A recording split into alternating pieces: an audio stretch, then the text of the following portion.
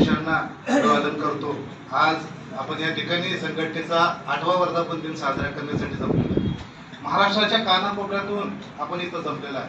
व्यासपीठावरील सर्व मान्यवरांची मगापासून बरेच जणांची वक्तव्य सगळ्यांची झालीत, भाषणं झालीत, अभिनंदन झालं, कौतुक झालं, नियुक्त्या झाल्या।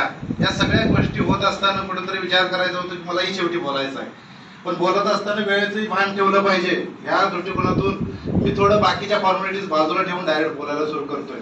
आपल्या सवय पण आपण जे सर्व शिलेदार आज या ठिकाणी जमलेले आहात, ज्या विश्वासानं आज इथं जमलाय, महाराष्ट्राच्या कानाकोपऱ्यातून आलाय, काहीतरी तळमळ आहे तुमच्याकडं, काहीतरी तुम्हाला संघटनेबद्दल आतुरता आहे किंवा अभिमान आहे किंवा ती जवळीक आहे की आपुलकी आहे, या सगळ्या गोष्टीची जाणीव आपण सगळ्यांनी ज्यावेळी मनोगत व्यक्त केली त्यावेळी मला जाणवत होती की बाबा मी शेवटी बोलायचं आहे। या सगळ्यांनी एवढं काही बोलून गेले, तेवढं काही बोलून गेले की आता मला काही शिल्लक राहते का नाही, आणि मी काय बोलायचं हेच मला काही समजलं का नाही, अशा पद्धतीची भूमिका त्यावेळी माझ्या मनात येत होती।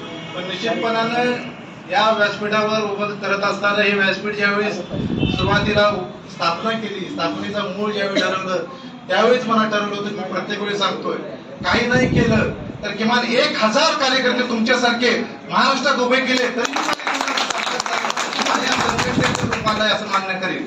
अशा पद्धतीची भूमिका घेऊन ज्यावेळी या संघटनेची स्थापना करून हे काम राबवण्यासाठी गेलो त्यावेळी अडचणी आल्या। तर सरांनी जसं सांगितलं त्या पद्धतीनं कुठल्याही चांगलं काम करायचं म्हटलं की अडथळे वार, म्हणजे साथ देणारे कमी पण अडचण आणणारे जास्त। साथ देणारे 10 भेटतील सर, तुम्ही म्हणताय तसं, तुम्ही म्हटला 10 म्हटला, पण साथ देणारे 10 सुद्धा भेटत नाही।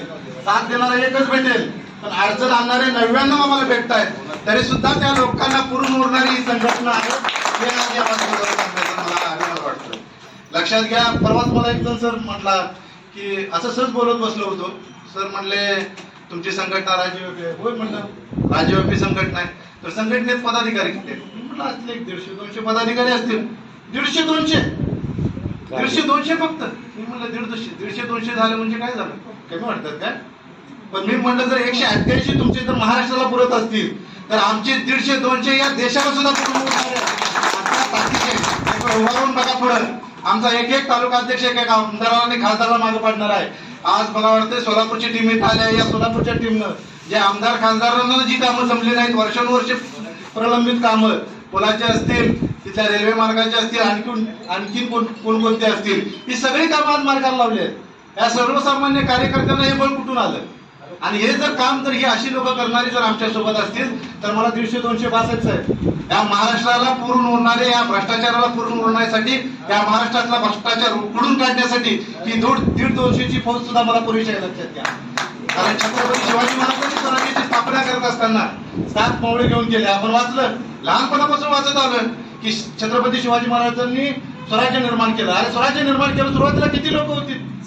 7 मावळे घेऊन सुरुवात केली आणि देशाचा एक छोटासा कोना राहिला होता।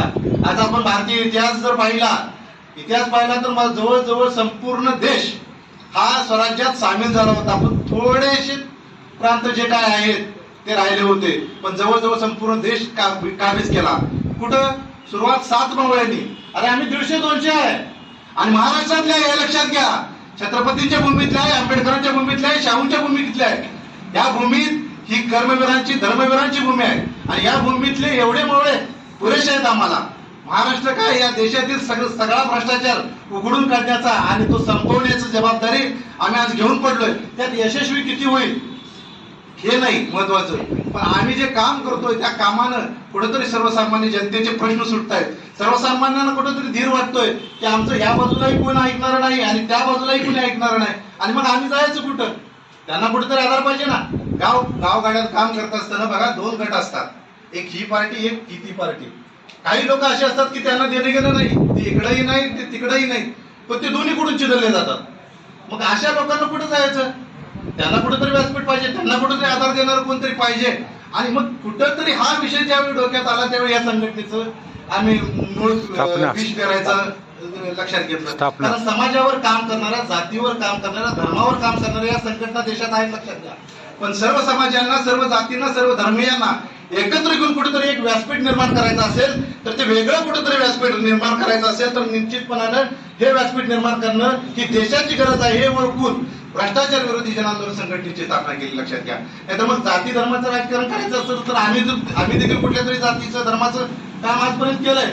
ज्या त्या संघटनेची मुळं आजपर्यंत रुजवायचं आणि ते वाढवायचं सुद्धा काम आम्ही केलंय. पण यातून काही निष्पन्न झालं नाही साहेब. फक्त समाजाची होरपळ, म्हणजे ज्यांना जो मलिदा खायचा आहे त्यांच्या विरुद्ध ते राजकारण होतंय, एक स्टंट होतोय आणि ते त्या गोष्टीतून आपल्याला जे हवं आहे ते काढून घेतात. पण सर्वसामान्य जनता ही तशीच राहते, लक्षात घ्या. आज मगाशी सांगितलं तुम्हाला रेशन कार्डचे प्रश्न. अजून रेशन कार्डला नावं लावण्यासाठी गिरट्या घालाव्या लागतात लोकांना.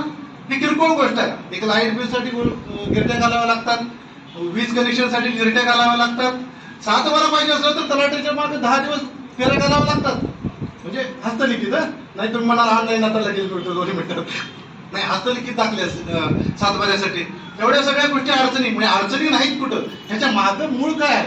ह्याच्या मागं मूळ जर काय असेल तर ते भ्रष्टाचार आहे, लक्षात घ्या. का अडवलं जाते तुमचं काम? कुठल्याही तुम्ही आज गाव पातळीवर ग्रामपंचायत मध्ये जा, तलाठी ऑफिस मध्ये जा, बीडीओ ऑफिस मध्ये जा, शहर पातळीवर तुमच्या महानगरपालिकेत नगरपालिकेत जा, तुमचे सर्वसामान्यांचे काय प्रश्न असतात? माझ्या दारात दिवा नाही, माझ्या दारात गटर नाही, माझ्या दारात रस्ता नाही. एवढे सर्वसामान्यांचे हे मोजके प्रश्न आहेत आणि एवढेच असतात. सर्वसामान्यांना काय पाहिजे? फार काही मोठं लागत नाही. माझ्या घरापर्यंत रस्ता चांगला पाहिजे, माझ्या घरात दार खाली दिवे बत्ती पाहिजे, सगळी सोय पाहिजे. म्हणजे जे नगरपालिकेला आपण कर भरतोय, जी शिक्षण व्यवस्था आहे, आज शिक्षण व्यवस्थेवर सर तुम्ही आहात, शिक्षण व्यवस्थेत आहात. शिक्षण व्यवस्थेची काय परिस्थिती आहे बघा. आज या खाजगी शाळांच्या लोन एवढं जे पसरलंय, यातून आमच्या मराठी शाळा सगळ्या बंद पडत चालल्या. पटसंख्येच्या अभावी 10 पटसंख्येच्या आतील शाळा बंद करायला सांगितलं साहेब. आणि मग मला सांगा, आज ज्या लोकांची परिस्थिती अशी आहे जे संध्याकाळचं अन्न मिळायचं म्हटलं तर दिवसभर रोजगार केल्याशिवाय ज्यांना अन्न मिळत नाही, त्या लोकांनी ह्या जर शाळा बंद पडल्या तर शिकवायचं कुठं? काय गरज आहे? शासनाला हा खर्च परवडत नाही. का परवडत नाही? तुम्हाला एवढे भ्रष्टाचार करायला एवढे पैसे उपलब्ध होतात, हजारो कोटीचे भ्रष्टाचार. कोणाचा कमी आहे सांगा? 70,000 कोटी, 50,000 कोटी, 60,000 कोटी, 10,000 कोटी. अरे 10,000 कोटी! इथं 10,000 म्हटलं तरी काय म्हणतोय साहेब, लक्षात घ्या.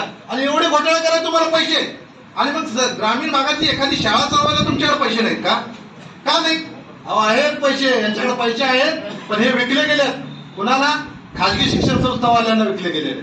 यांना हे मोडायचं आहे आणि यांचं चालवायचं आहे. आणि हे आहेत कुणाच्या? या सगळ्या संस्था आहेत कुणाच्या? या राज्यकर्त्यांच्या आहेत. हे चालवायचं आहे यांना आणि हे मोडायचं आहे. आज रेशनवरचं धान्य बंद होतोय, लक्षात घ्या. काही लोक, मला सांगायला वाईट वाटतं, आजही या देशात सर अशी लोक आहेत की दुपारचं भोजन मिळतंय, मध्यान्ह भोजन मुलांना मिळते म्हणून मुलांना शाळेत पाठवत आहेत, नाहीतर शाळेत पाठवण्याची परिस्थिती सुद्धा नाही आहे. मग अशा समाजापुढे तुम्ही काय ठेवताय? हे तर सगळं बंद पडलं आणि आम्ही नाहीच विचारलं तर काय होणार आहे मग? आणि मग या समाजात पुन्हा निरक्षरता येणार, आमच्या ओकांडीवर येणार, लक्षात घ्या. आज आम्ही 100% साक्षर आहे, 100% साक्षर आहे म्हणून जगभर मिरवतोय. आज आम्ही कुठे चाललोय? डिजिटल इंडियाकडे चाललोय. आणि मग निरक्षर निर्माण करण्याचं काम कोण करणार आहे? आम्हीच करणार आहे. होणार आहे की नाही सांगा? ह्या सगळ्या गोष्टी सुद्धा लक्षात दिलं पाहिजे. आणि हा सगळ्याच्या मागं जे मूळ आहे ना साहेब, हे भ्रष्टाचार आहे. आणि हा भ्रष्टाचार ओळखायला आम्ही तिथे बसतोय. आम्हाला काम करायचं म्हणजे काय करायचं की जगा वेगळं काहीतरी करायचं आहे. आम्हाला जे सगळं करतात ते करायचं नाही आहे. कारण का, जर आठवड्याची जी आमची मीटिंग होती, ती मीटिंग मध्ये किंवा जे आता मासिक मीटिंग होते, जे ऑनलाईन मीटिंग होते, त्या मीटिंग मध्ये मी माझ्या पदाधिकाऱ्यांना हेच मार्गदर्शन करत असतोय की तुम्ही एकटे आहात ना, एकटे लढा. बस आहे, तुम्ही एकटे सुद्धा हजारोंना पुरणारे आहे. आणि खरोखर हे आजपर्यंतच्या सर्व कार्यपद्धतीने जे कामं केलेले या लोकांनी ना, जर वाचले ना, तुम्ही कॅलेंडर बघितलं तर बघाल, हे सगळं करून दाखवलं या लोकांनी. आणि खरोखर या गोष्टीचा मला सार्थ अभिमान आहे.